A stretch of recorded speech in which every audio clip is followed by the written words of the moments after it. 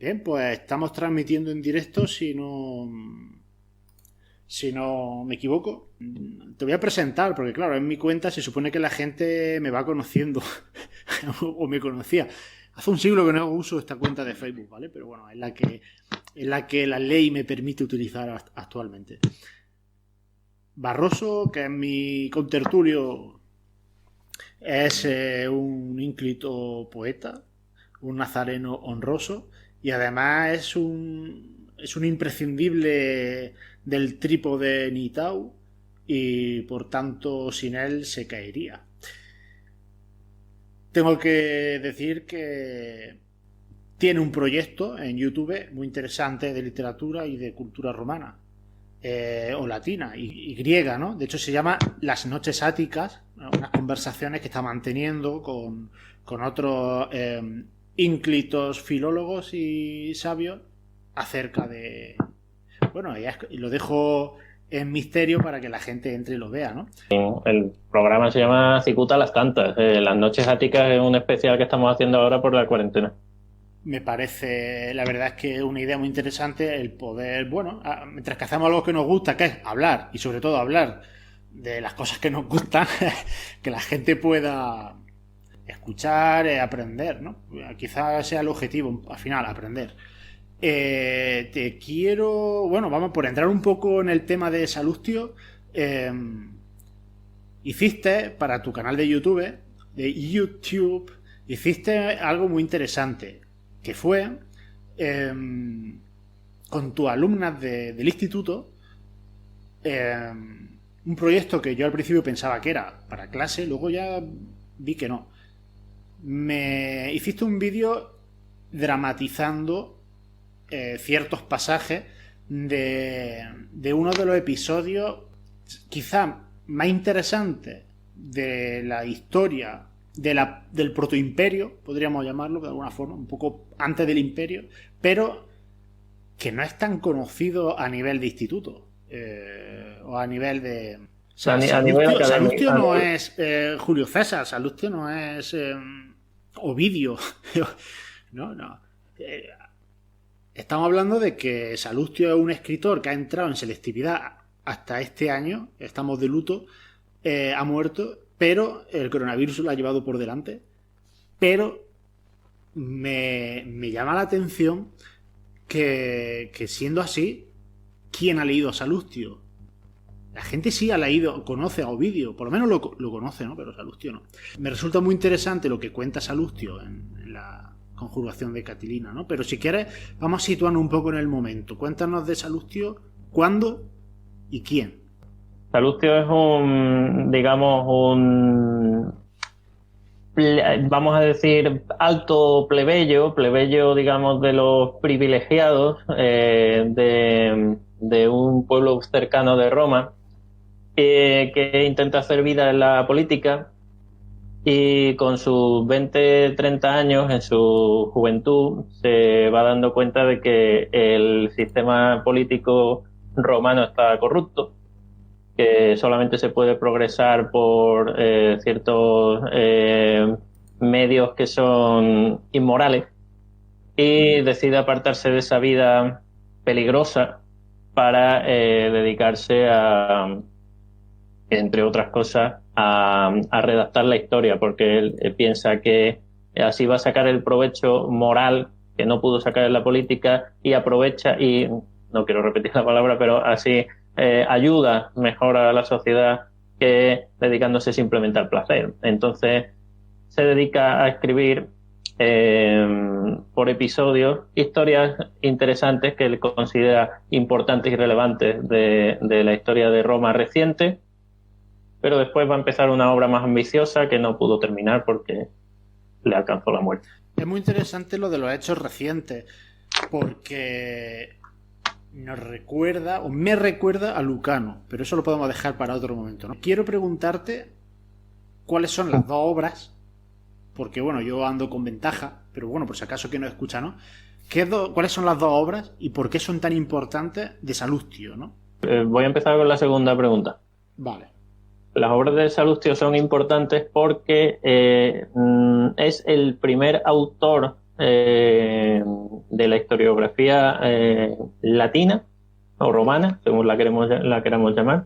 Es el primer autor de la historiografía latina romana que no escribe sus obras, pues, de lo poco que conservamos de toda la literatura romana, que no escribe sus obras por años.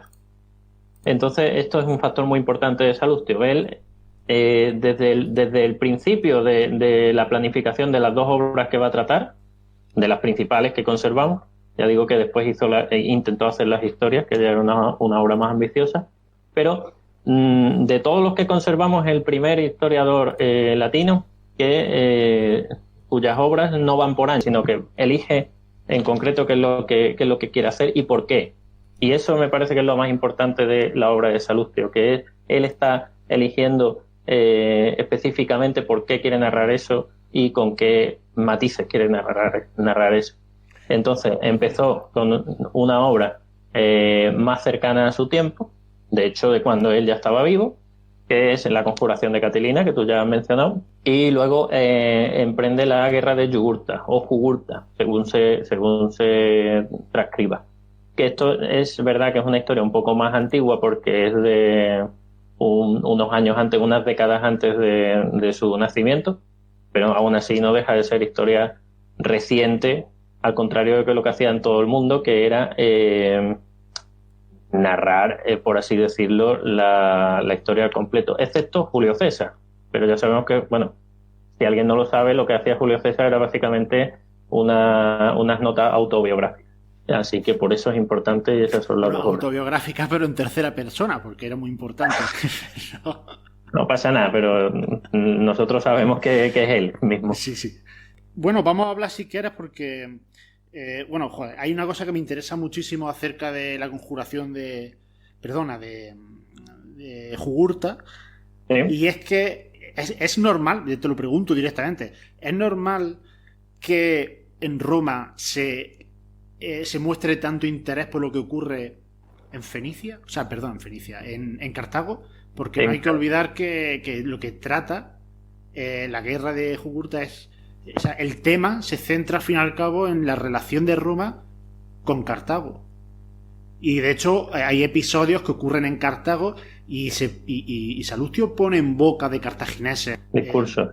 Entonces, mi pregunta es, ese interés por la cultura cartaginesa, o sea, ¿está idealizada? ¿Ese interés que se muestra es para atacar a Cartago? No sé, ¿es normal que en Roma se interesen por ello? Si te refieres al punto de vista de equipararlos a los romanos, quizá no, pero es obvio que como la historia misma nos dice, el imperio cartaginés, este poder púnico, como tú dices, que no deja de ser fenicio, como tú decías, pero bueno, instalado en África, es evidente que por razones históricas al romano le interesa mucho saber cuáles son las causas del conflicto y la relación que ha habido siempre entre los romanos y los cartagineses. Los principios de la épica, no hay que olvidarlo, que a pesar de que la épica romana nace con una copia, una traducción de la Odisea al latín, pero las siguientes obras que nos encontramos, su tema principal son las guerras púnicas, lo cual hace que si hay un pueblo como el romano que está empezando a fraguar su cultura y se centra tanto en un hecho histórico que no es los típicos temas mitológicos de Grecia, que es lo que solían copiar los autores latinos en esa época primigenia de la literatura, es porque el suceso es relevante y la relación entre el mundo, si lo queremos ver así, aunque en realidad en el tema guerras púnicas sería norte-sur, pero si lo queremos extrapolar a lo que sería el mundo actual, occidente contra oriente, sí que le llama la atención.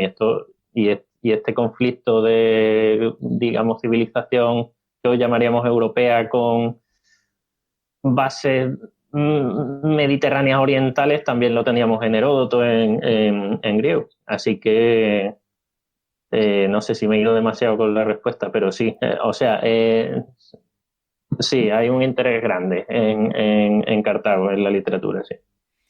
Aunque hay que decirle a la audiencia, hay que decirle a quien nos esté escuchando que el foco de Yugurta no es exactamente Cartago. Es una nación, por así decirlo, satélite, lo podríamos llamar, que en realidad la guerra de Yugurta no la narra Salustio por la cuestión cartaginesa, sino porque él, en sus palabras, dice que le pareció la primera vez que alguien, un particular, puso en peligro a la nobleza romana. Y esto es muy importante para entender a Salustio también. Has dicho cómo normalmente en la literatura clásica hay un interés especial por, eh, por la mitología, por la Ujú. leyenda. Entonces, a mí hay una cosa bueno, que le llama la atención a Menéndez Pidal, que sería cómo Lucano, el primer poeta hispano-romano, si queremos, que no se fija en ese pasado muy antiguo para hacer una obra épica, Ujú. sino que lo que hace es fijarse en algo que es mucho más reciente y por eso fue criticado y por eso fue casi defenestrado, ¿no? Me llama la atención que Salustio, digamos, sea de la misma línea, aunque Salustio no lo hace en verso, como lo hace Ujú. Lucano, pero sí es cierto que un poco, digamos, el interés está ahí, ¿no? El interés quizá en explicarnos qué ocurre ahora o qué está Ujú. ocurriendo ahora y sin echar la culpa o sin idealizar un pasado. Si no, no, lo que importa es por qué somos como somos, me imagino, qué está pasando y además siendo muy crítico, Lucano no sé si lo hace, pero Salustio me da la sensación que sí lo hace, siendo muy crítico con la corrupción, ¿no? Sí. Con las luchas de poder entre las élites. Mi interés sería un poco por ahí, ¿no? Cómo hay esa mentalidad. Eh, Yéndonos un poco a Catelina, que es la otra obra, Sí. una conjuración. En Roma hubo conjuraciones, pues yo qué sé, pues una cada 2 días o algo así. Sí. Entonces, mi pregunta. Pero antes de Catilina no te creas tú que hay demasiadas tampoco, ¿eh? Esto empieza más bien en la época del Imperio, cuando el Pisón con Nerón se ponen de acuerdo para echar a los emperadores, pero la época republicana quizá no hay tantos desórdenes, que es un poco lo que achaca Salustio a Catilina. Salustio era un enamorado de la República. Sí, de hecho te iba a corregir porque has dicho una cosa mal antes. Has dicho que no idealizaba el pasado. Sí, sí que idealizaba, ¿eh? Salustio sí, sí, sí que idealizaba el pasado. Tanto que mis alumnas, si estuvieran oyendo esto, te dirían que lo idealiza tanto que las palabras que utiliza es un lenguaje arcaico. Los verbos Ah, sí, tienen, sí. residencias arcaicas que ya no se usan en el latín actual de Salustio. Sí, sí, no. De hecho, Habla a la antigua. A Salustio escribe, hablar no lo sé, pero escribe a la antigua. Eso quiere decir que es porque sí, que echa de menos eso. De hecho, estaba pensando esta tarde y he dicho que Salustio era una persona que estaba en desacuerdo con digamos, con todo el tema de la corrupción de los senadores, de todo el sistema, cómo se había, pero al mismo tiempo era un idealizador o idealizante, no idealizante, no, idealizador de ese mos maiorum. No sé si habría que explicarle a la gente lo que es el mos maiorum. Pues el mos maiorum no sé, es, digamos, no sé, ¿eh?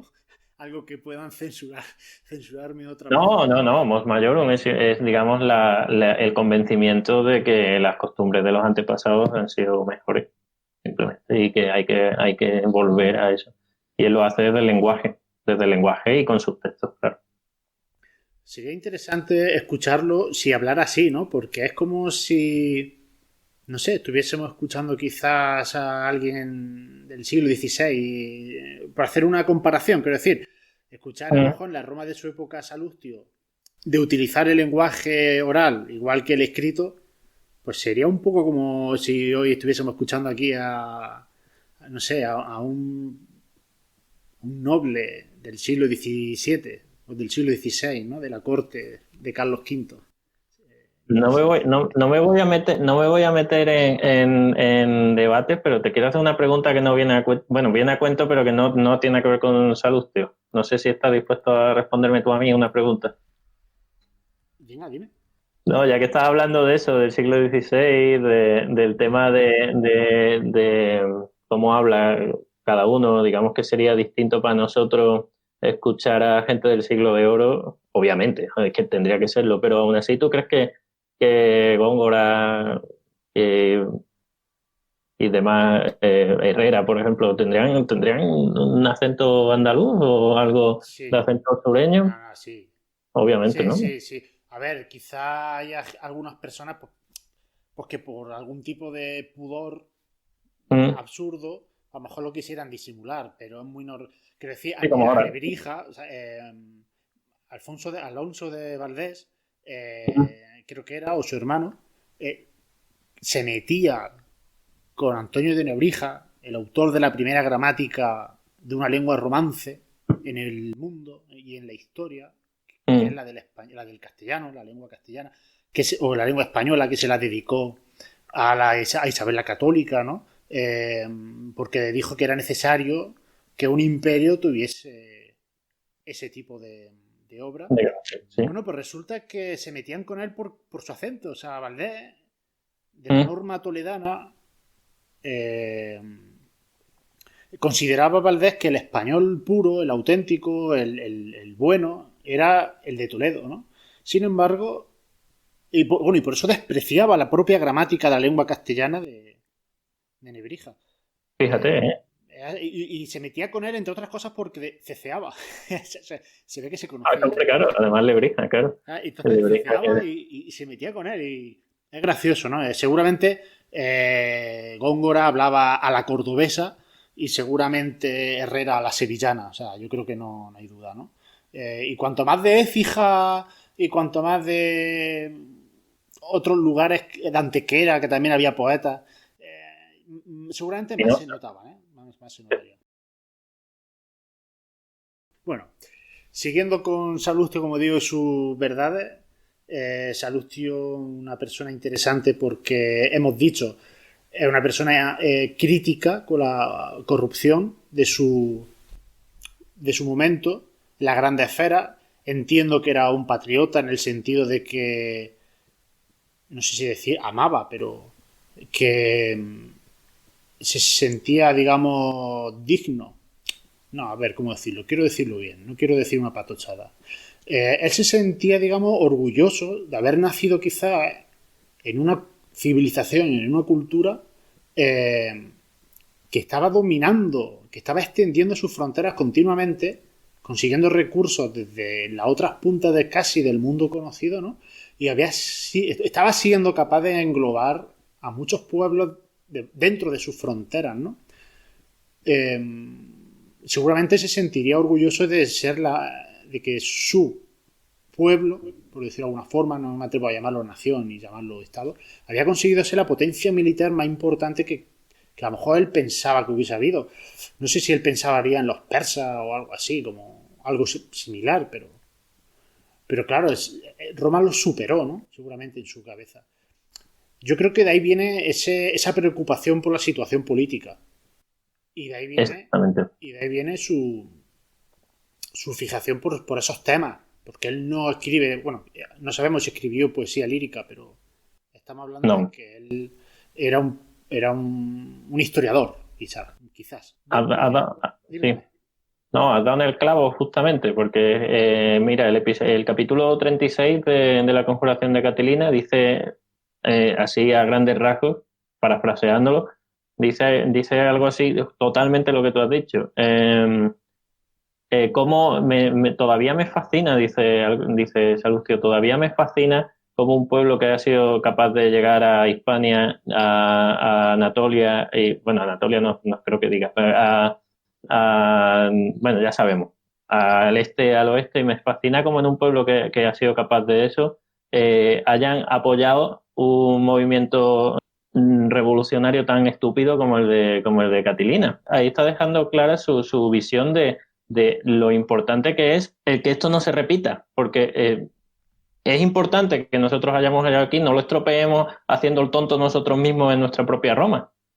Y por eso digo que has dado en el clavo totalmente. Que también me recuerda al proemio, al prólogo, por así decirlo, aunque está mal dicho la palabra prólogo, al proemio de, como tú mencionabas bien antes, Lucano, el poeta cordobés, sobrino de Séneca, que también empieza a ser el poema de la guerra civil así, de una manera similar. Dice, Roma, tú no tenías suficientes enemigos defendiendo las fronteras como para haberte lanzado hermano contra hermano.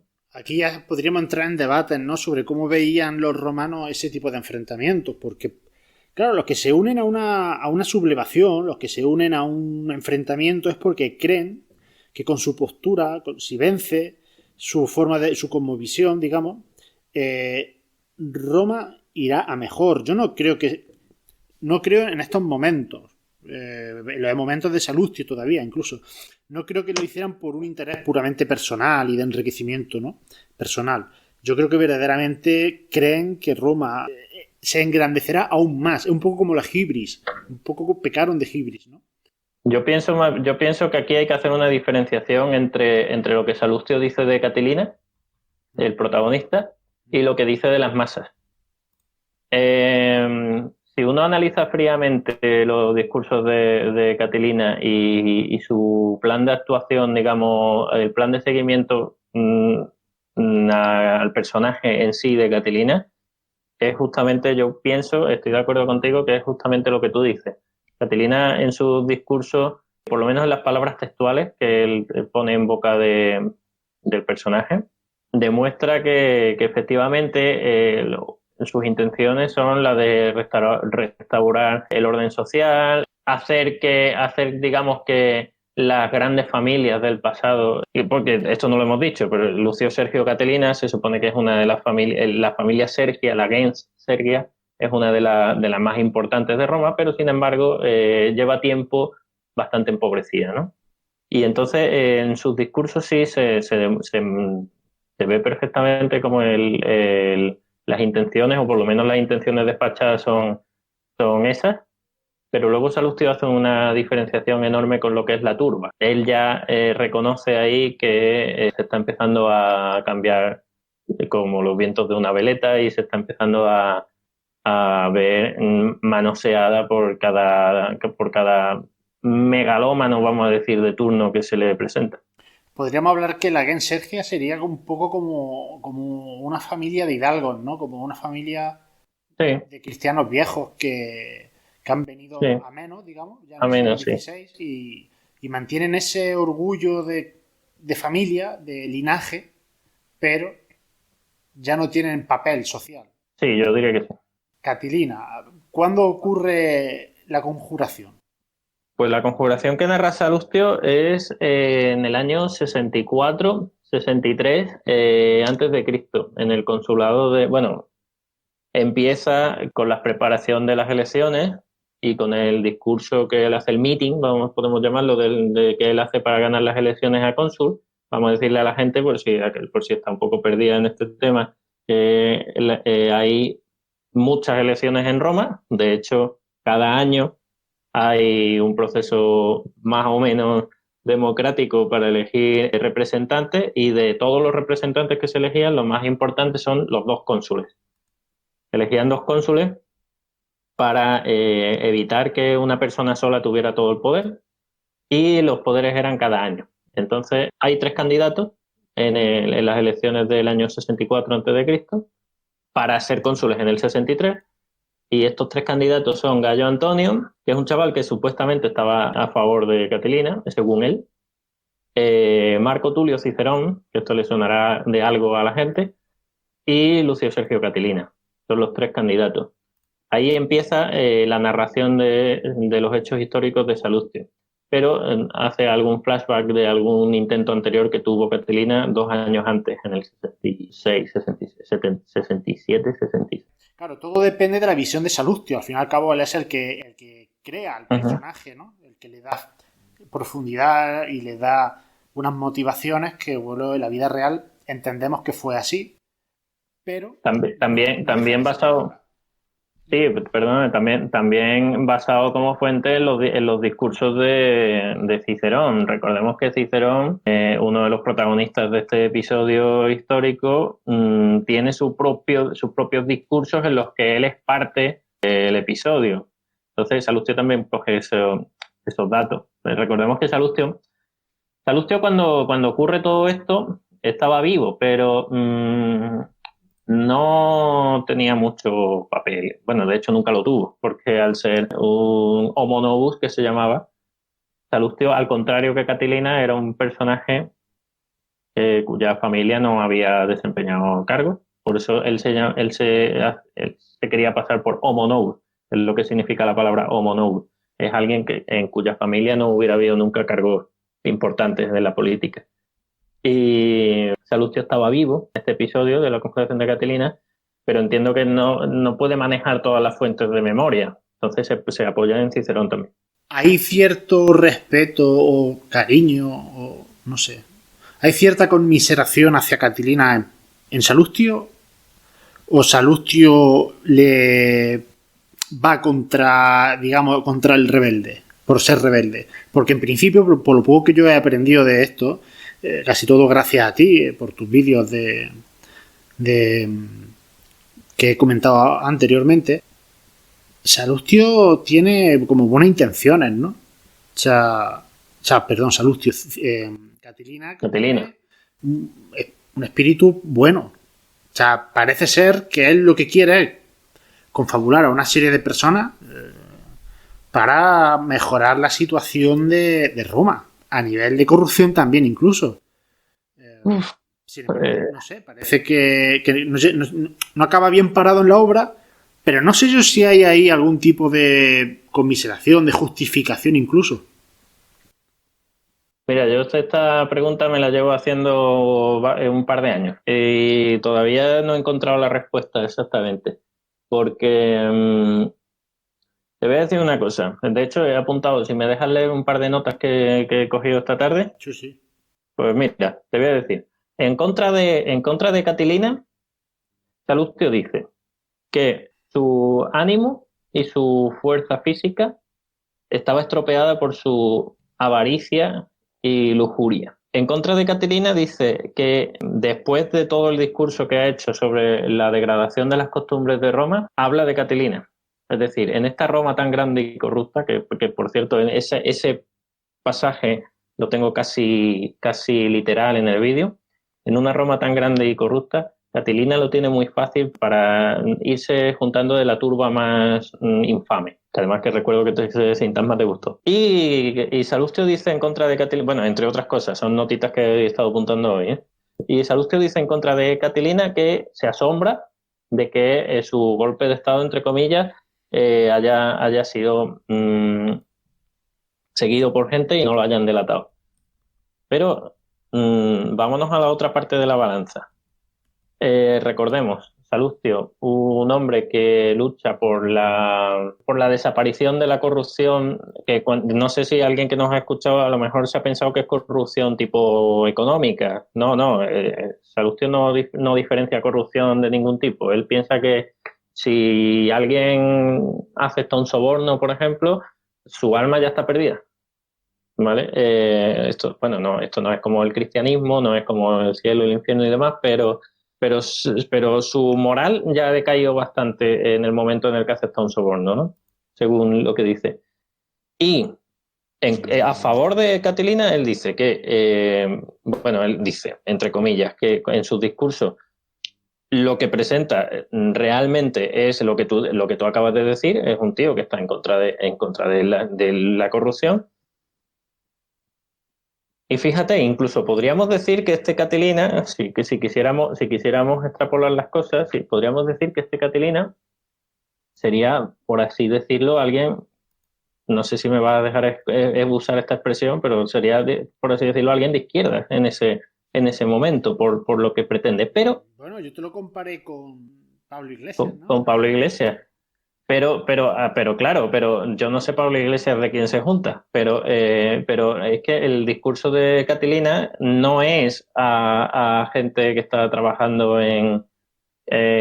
o sea, el discurso tú lo sacas de ahí y es izquierdista, pero luego ves a quién le está hablando y cómo son la mayoría todos senadores de familias ilustres y es como nos han quitado lo que le pertenece a los que somos aquí los que deberíamos estar en el poder, ¿no?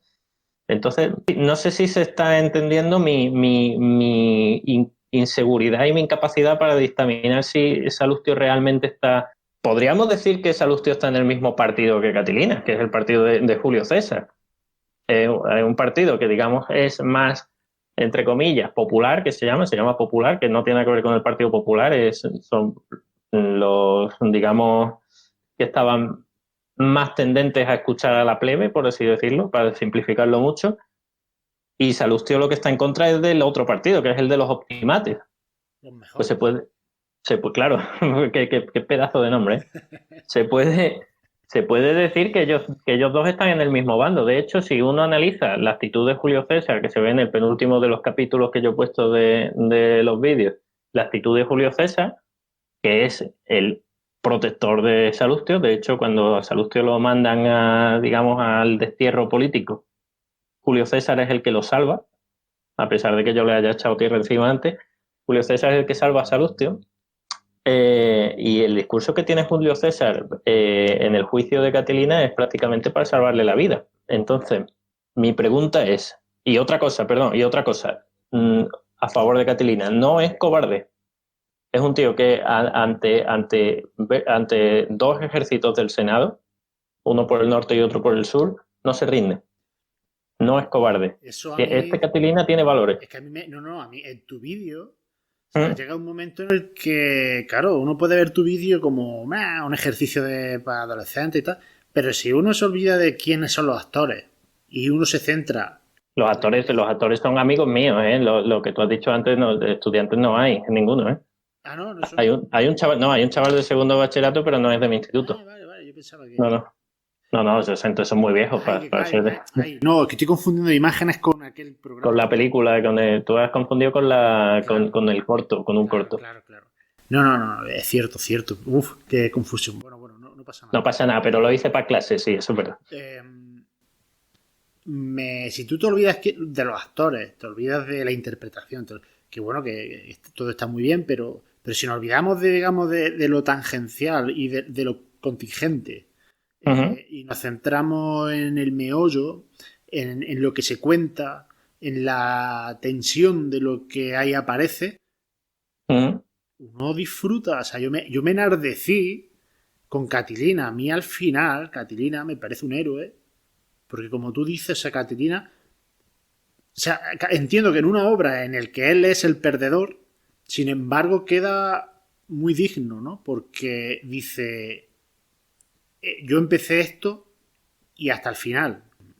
Y joder, y claro, yo me acuerdo de verlo y estaba totalmente enardecido.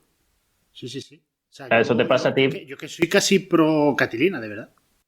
Eso te pasa a ti porque tú no prestas atención a los detalles técnicos, pero una persona del siglo XXI cualquiera lo que se da cuenta ahí es de que está muy mal hecho y de que el vídeo no tiene calidad y de que el sonido se pisa una cosa con la otra y no valora lo que tú estás diciendo. Y esa es la pena, que uno por no saber hacer mejor técnicamente las cosas se le quite valor a todo el intento que ha emprendido. Pero bueno, no me voy a quejar. A partir del segundo o tercer capítulo, me desinhibí. Quizá no sea la palabra, ¿no? Después de decir que tienes una relación conmigo, has dicho desinhibir. Sí. Cuidado. Es suficiente. Menos mal que estamos en videollamada, si no, Sí. estaría yo pasando por atrás de tu tu cámara. Videollamada, eso quien se lo crea. Porque Estamos en la habitación de al lado. Me abstraje, ¿no? de aquello. Y para mí lo importante pasó a ser como digo, aquella historia intensísima de una conjuración donde una persona sueña con una Roma mejor donde podríamos decir que intenta traicionar a Roma para salvar a Roma. Uf, No sé si tú uf. lo ves así, pero bueno, es que le intenta traicionar al Senado, ¿no? O sea, el Senado es Roma. Eh, es que yo no tengo tan claro eso. Fíjate la correlación de los episodios o sea, perdón, de los episodios no, de los acontecimientos de este episodio.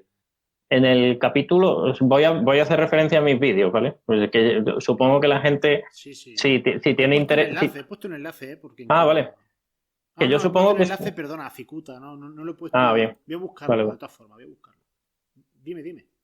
Yo hablo mientras, ¿no? Sí, sí. Que yo supongo que la gente que ahora mismo se interese por la conjuración de Catilina, entiendo que tiene más fácil, y sobre todo ahora en esta época, entiendo que tiene más fácil echar un vistazo a mis vídeos que al libro. Obviamente el libro es mejor leer el libro de primera mano de Salustio que ver los vídeos. Y de primera mano significa además en latín. Para Y sin de primera mano profundizar. significa en latín, pero eso no le vamos a pedir a la audiencia, ¿no? Digo yo. Bueno, sí. Vale. A quien sepa latín, sí. Si saben latín y no saben de qué va la conjuración de Catilina, entonces mal aprendizaje han hecho. Pero, Bueno, a lo mejor es que lo han aprendido en la iglesia, en un seminario, no lo sé, quién sabe. Eh, entonces, fíjate, capítulo 2. Me refiero a mis vídeos, ¿vale? Capítulo 2, los conjurados.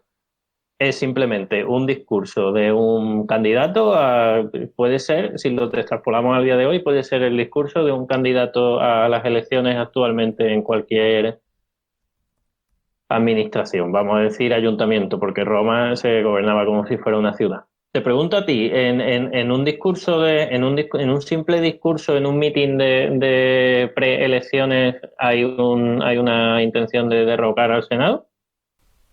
¿puedes repetir la pregunta? Sí, a Catilina está haciendo un meeting para ser cónsul, para ser elegido cónsul. Sí. Ahí en principio no vemos un intento de derrocar al Senado. Caballo de Troya. No lo sé. Si es verdad que él promete a sus futuros votantes, hipotéticos votantes, les promete que va a hacer tabula rasa. Bueno, en realidad se dice tabula nova, pero vamos, lo mismo que tabula rasa, es decir, anular todas las deudas de la gente y empezar de cero. Le promete cosas, pero no deja de ser, en cuanto a la forma en la que él se presenta en acción, no deja de ser un meeting, simplemente. Luego, vámonos al capítulo 4. El capítulo 3 es un flashback, y el capítulo 4, en el que ahora sí, se planea el atentado contra Cicerón, después de que él no haya sido elegido cónsul. Él me refiero a Catilina. Después de que Catilina no haya sido elegido cónsul, le dice, bueno, oye, pues a lo mejor tenemos que ir por la vía rápida matando a Cicerón. Eh, El poder a toda costa. sí, pero dice Cicerón, no como después, sin embargo, su colega Léntulo, en el capítulo 5, dice, vamos a matar a todos los senadores que podáis. Fíjate la diferencia entre Catilina y su, digamos, mano derecha, Léntulo. Catilina dice, vamos a organizar para matar a Cicerón y van a ir Lucio Barguntello y Gallo Cornelio, y Léntulo dice, vamos a matar a los senadores que podamos. Me parece que el concepto de, por lo menos de Catilina persona en sí,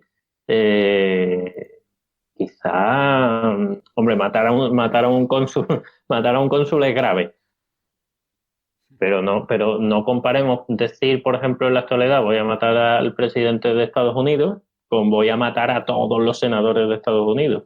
Hay una gran diferencia.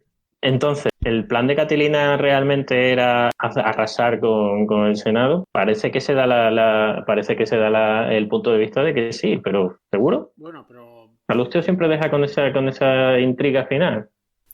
claro, es que eso es, ¿no? Al final es un juego narrativo lo que está haciendo Salustio. Yo ya me voy al plano literario. Sí. Ese episodio de la historia de Roma, eh, tan desconocido, creo, pero a la vez tan intenso, por ese final tan épico de Catilina en el campo de batalla, muriendo por sus ideales, o quizás porque ya no le quedaba más remedio, ¿no? Pero yo creo que por lo que Salustio expone, quiere morir por lo que quiere morir. Quiere morir porque se siente, digamos, ligado a una causa y no puede desaparecer. Sí, No puede quitarse del medio. Él es al final el último responsable de haber llevado a la muerte a tanta gente. Porque sí, seguramente, claro, sus seguidores no iban a salir bien parados, ¿no? Ese juego narrativo de jugar al misterio de qué hubiera hecho Catilina, sus intenciones eran buenas o había algo más que no era capaz de... o sea, o que yo no quiero decir, o que no se sabe, o juego al silencio para que la gente, bueno, se lo plantee, ¿no?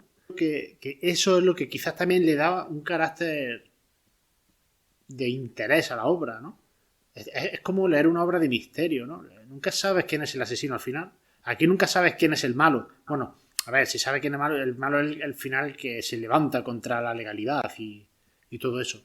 Pero, pero en el fondo queda como tú has dicho que tú mismo tenés dudas, ¿no? Quizás que Salud tú tenía dudas también. claro. Es que a mí me hace recordar a Canción de Hielo y Fuego y a la serie Juego de Tronos. Es que Interesante, ¿no? O sea, hasta, vamos a...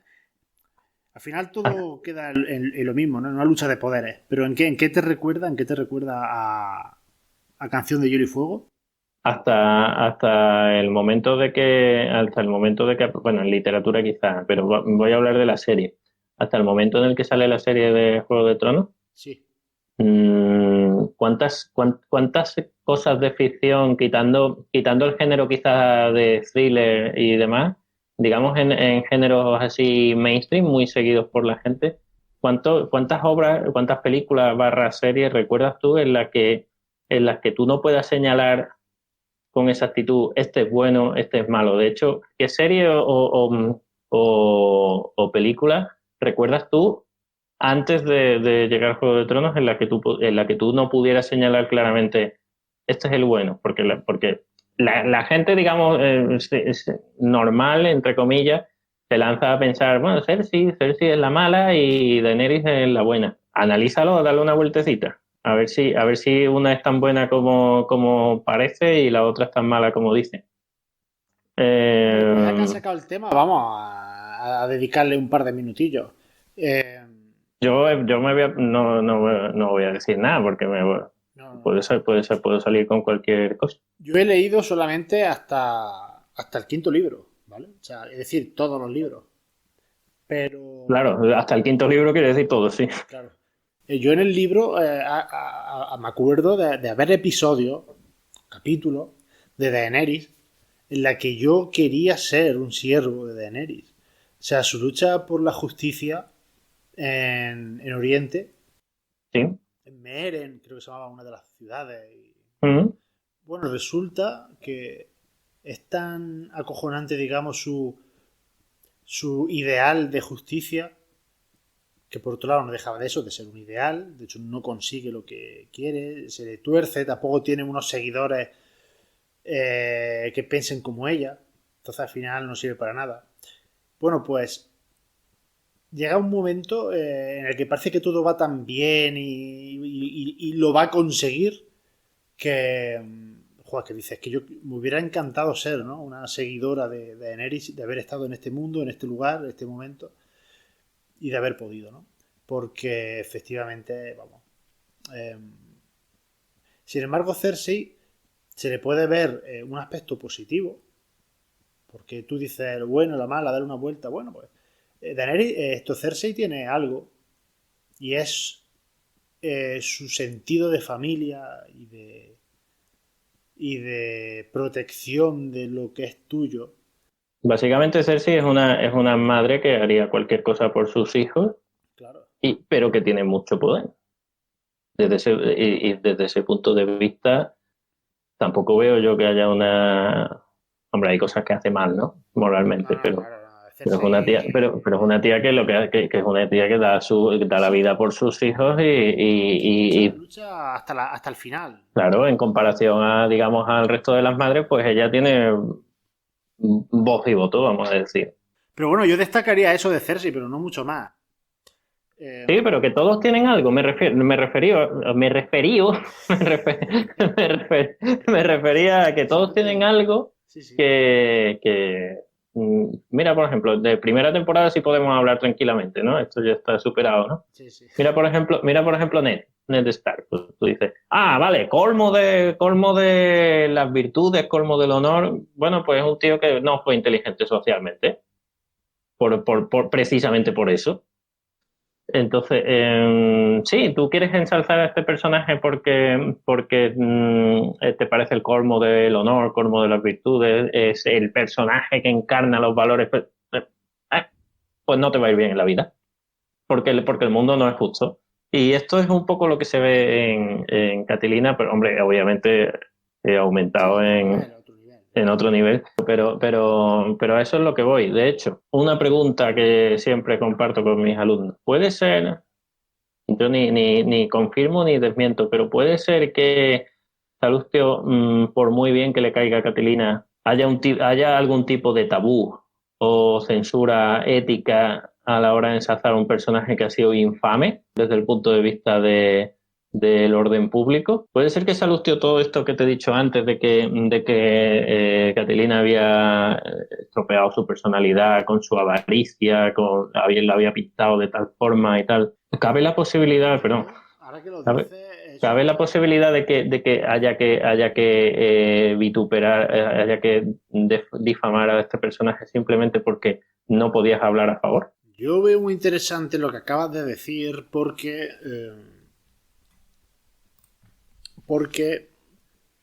quizás precisamente porque no podía hacerlo abiertamente es por lo que no lo hace, pero lo dibuja en algunos aspectos como si fuese un héroe de la guerra de Troya, es decir, como alguien que tiene un objetivo y no va a cejar en el intento, sino que lo va a intentar hasta el final, ¿no? Claro, es lo que tú decías antes, el final de la vida de Catelina es el final de alguien memorable. Claro, entonces yo creo que él juega eso, en plan, no lo voy a ensalzar, va a quedar mal, va a quedar como un traidor a Roma, como un traidor al Senado, como una persona oscura, pero va a ser un tío lleno de virtud eh, y de honor, ¿no? Pero no, Aunque estuviera equivocado. porque en otro capítulo, en los capítulos del principio dice que no, que sus vicios han echado a perder su cuerpo, incluso, de que Y así se, claro, pero es que así se gana al lector romano de su época. pero ¿cómo podemos saber eso? No, no lo podemos saber, hay que Es que intentar esa es la cosa. explicarse eso, ¿no? Que empiece así y acabe de otra manera. O sea, es como un ensalzamiento del héroe. De entrada parece una locura que alguien que conoce el texto de Salustio diga lo que yo estoy diciendo, ¿eh? Pero vamos, a mí me gusta decir locura. Ya lo sabes, tú me conoces. Voy a decir otra locura yo. O sea, Salustio puede ser una especie de Cid campeador. Una persona que empieza en el destierro y acaba ganando un juicio en la corte, conquista Valencia. Son vidas distintas, no tienen nada que ver, pero ese camino de ascenso que se produce en la obra del cantar, Sí, en cierto sentido, aunque en Salustio haya un sabor agridulce, porque en la época, en el Cid no, porque ahí se sabía que era un héroe, y su sí. hija, hoy los reyes de España, sus parientes son. Uy, no me salía. Y hoy los reyes de España, sus parientes son. Creo que acaba el poema. Curioso. Uno de los últimos versos. Y es cierto, es decir, un nieto y un bisnieto del Cid Campeador pues fue el rey de Navarra, rey de Castilla y tal. Bueno, pues ese ascenso del Cid que es hacia la gloria es agridulce en Salustio, pero pasa de ser un vicioso a ser un hombre virtuoso, bueno, no virtuoso en el sentido bélico, en el sentido de persona valiente que lucha por una causa. Y esa causa también es Roma, quizás. Quizás, dejo ahí el quizás. Pero parece que también es Roma, su causa. Y bueno, eso me parece interesante. No sé si tú lo verás esa comparación con el Cid apropiada o si me he pasado 20 pueblos, pero bueno. Hombre, yo no conozco la figura del Cid tan bien como tú, pero no sé, Arriesgada es, desde luego, pero no sé si eso es suficiente. Yo digo que a lo mejor es suficiente para que nosotros tengamos derecho a intuir que a Salustio le caía bien, pero no se atrevía a hablar bien de él para que no lo desterraran o lo colgaran de un pino. No lo sé, la verdad es que no lo sé. No lo sé. Otra posibilidad que es totalmente incompatible con lo que estábamos diciendo en estos últimos segundos y minutos. Otra posibilidad es que, como Salustio es protegido por Julio César y Julio César ya ha muerto cuando Salustio empieza a escribir, es posible que al haber Julio César mediado por Catilina en cierta manera para que no lo matasen, Salustio no le quiera quitar la razón a su ídolo, entre comillas, Julio César, y por eso por eso lo dignifica. Esa es otra posibilidad. Hombre, y luego tenemos otra razón más importante, y es la razón de que si los hechos fueron esos, Salustio no iba a escribir otro. O sea, si Salustio va al campo de batalla a darlo todo en su último foie, yo creo que eso tenía que narrarlo. Sí. La duda estaría en cómo trata Salustio ese momento. ¿Lo Claro, pero trata no. con honor o buah, esto... Ah, sí, claro, luchó, no le quedó más remedio, una encerrona, no quería quedar como un cobarde, pero en el fondo, pues, era un parguela. Sería un poco de ver cómo trata narrativamente, o incluso estéticamente, mejor dicho, estilísticamente, la obra, ¿no? Con qué léxico, con qué si se esfuerza para que su obra en ese momento destaque, en esos momentos en el que Salustio es protagonista, a ver si destaca su estilo o si pasa como más desapercibido. Habría que estudiar eso, ¿no? Para sacar conclusiones. Si quieres te leo el final, o sea, la conclusión de la obra, que no hay tal conclusión, es simplemente el final de la narración. Sí, venga, claro. Dice, así habían ahorrado todos por igual su propia vida y la de los enemigos. Tampoco el ejército del pueblo romano había conseguido una victoria alegre e incruenta. Los más valientes habían muerto en el combate o habían resultado gravemente heridos. Y muchos que habían salido del campamento por curiosidad o para llevarse algún botín, al volver los cadáveres de los enemigos, unos descubrían a un amigo, otros a un huésped o un pariente. Hubo también quienes reconocieron a sus enemigos personales. Así, por todo el ejército reinaban sentimientos opuestos: la alegría, la tristeza, el duelo y el júbilo. Yo no sé tú qué pensarás, pero de alguna manera lo que yo veo aquí reflejado es, haya pasado lo que haya pasado, que a Salustio le interesaba contar, ya ha sido. Es como, Salustio no es el típico escritor que se regodea en los asuntos de la guerra, sino que ha visto lo que le ha interesado, ¿no? Que es lo que ha pasado con el ejército, como cuando unos van viendo los cadáveres, van reconociendo a la gente, y esa conclusión que le deja al lector para que la saque, y yo la que yo saco personalmente es lo que habíamos dicho antes. Esta revolución, entre comillas, ha servido para que nos encontremos en el campo de batalla con nuestros propios amigos.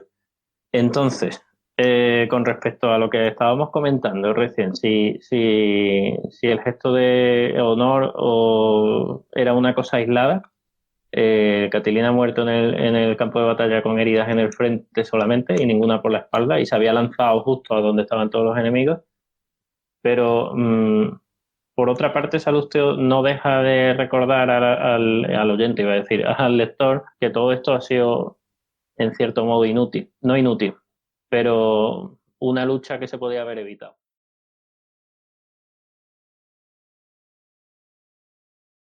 Oye, Barroso, te voy a hacer una pregunta que nos hace un amigo, Claro, un camarada de Valencia, claro. que nos dice, es una duda que él tiene, porque él dice que estudió literatura clásica en el instituto Y luego dice que la siguió mediante su primer CDT, que no sé lo que es. Curso, a lo mejor, no sé lo que puede ser, ¿vale? Curso dactílico trocaico debe ser. Su pregunta es, ¿por qué hay libros de cultura clásica Sí. que solo se centran en Roma y no mencionan a Grecia, por ejemplo? O sea, ¿tú, Barroso, crees que hay una especie de fijación hacia Roma antes que hacia Grecia? En tema historiografía, sí.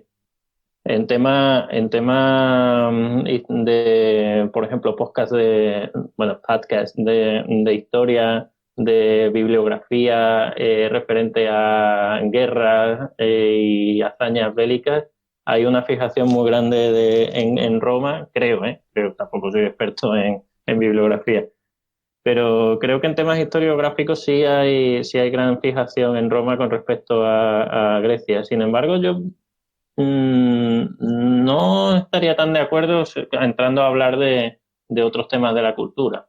Véase, por ejemplo, juegos, hay material bibliográfico de juegos panhelénicos, hay, hay material, hombre, de mitología, obviamente gana Grecia. Quizá a lo que se refiere, ¿cómo se llama este hombre? Alfredo Escribá. Pues quizá a lo que se refiere Alfredo es el tema de la historia, del relatos históricos. En eso sí le tengo que dar la razón. Pero bueno, que no me tome a mí como experto en cultura clásica, ¿eh? Yo soy un profesor simplemente y tengo un máster, pero poco más. Tampoco me he doctorado ni nada de eso. No pude. Yo, por mi cuenta, no sé cómo decirlo. Yo no lo sé si hay una fijación mayor hacia Roma en cuestiones literarias. Lo que sí es cierto es que tengo una sensación, una intuición de que se conoce más la literatura latina que la literatura griega. Porque de Grecia, lo que la gente conoce normalmente, me da la sensación, es Homero Ujú. y luego Aristóteles y Platón. Hombre, y los trágicos, los No, no, trágicos. bueno, pero yo hablo a nivel popular, ¿eh? No a nivel de personas que se han sacado una solvencia bachillerato, que ni así, es que no lo sé, ¿eh? No lo sé. Pero a nivel popular, pero, Una no sé, persona, pregúntale tú a cualquiera el nombre de 10 autores romanos y no sé yo, si saben llegar a los 10. no, claro, no, partimos de que no conocemos muchos, ¿no? Pero aunque partamos de eso, pero es que ni yo, o sea, yo no soy capaz de decirte 10 autores romanos. Ahora, Bueno, sí creo que en Grecia se conoce peor la literatura. Bueno, pues no sé si hemos contestado a Alfredo, ¿no? Pero bueno, viene bien esto porque así también podemos mencionar otras cuestiones que son interesantes. claro. De todas formas, déjame decirle también a Alfredo que para mi gusto, no sé si se refiere a libros en general o libros escolares, pero para mi gusto los libros escolares de cultura clásica están muy, muy faltos de cosas en general. Bueno, todos los profesores sabemos que hay temas que le gustan mucho a los editores de repetir en todos los libros, como por ejemplo en cultura clásica, la herencia de la democracia ateniense, cosas así, ¿no? Entonces, creo que algunas cosas deberían enfocarse La mejor. verdad es que, sí, no sé, es una cuestión el tema de la educación en el instituto. Eh, Fíjate, ¿a qué nivel Da para habremos llegado? otro programa. ¿A qué nivel habremos llegado para que hayan decidido quitar a Salustio, de hecho, ¿no? El tema de nuestra conversación, el tema central de nuestra conversación. ¿A dónde hemos llegado, ¿no? Para que eso pase. Es un poco sorprendente, ¿no? Bueno, volviendo a Salustio y a sus Para valores. ser, perdóname, para ser justos con la realidad y no echar toda la tierra encima tampoco, hay que decir que lo que se va a hacer o lo que se pretende hacer es una antología donde Salustio también tiene cabida. Lo que se ha quitado es que la opción B sea exclusivamente Salustio, Sí, ¿vale? Es sí. decir, no se ha prohibido, o sea, no se ha vetado, no se ha censurado a Salustio, simplemente que se va a sustituir por una antología donde él también podría estar, quizás, no lo sé. Podría. Bueno, a ver, eso puede dar pie a dos cosas. Una, que Salustio no desaparezca, pero que quede difuminado entre otros autores que seguramente también merecen la pena. A lo mejor meter a Marcial, yo que sé. No creo. Bueno, no sé, digo por decir. No sabemos que Julio César es un... es fácil, sabemos que Julio César es fácil. Julio César sigue siendo 2000 años después tan invencible como en vida. Eso. Básicamente. Bueno, es cierto. O sea, Julio César fue invencible, bueno, menos en un idus, ¿no? Pero, Bueno, me refiero pero con en un armas. día de su vida, el Armas, resto de los días fue invencible. La verdad es que me refiero cuando él se armaba, era invencible. sí, bueno, claro. Ese día no se armó de buenos argumentos. No, pobre no, que hubiera seguido escribiendo, que si hubiera seguido vivo le hubiera seguido escribiendo libros que son infumables. Mira, ya. Eso así. Es broma, es broma.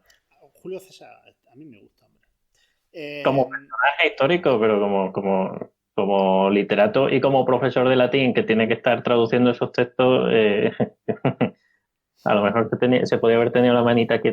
No, pero no, es broma, ¿eh?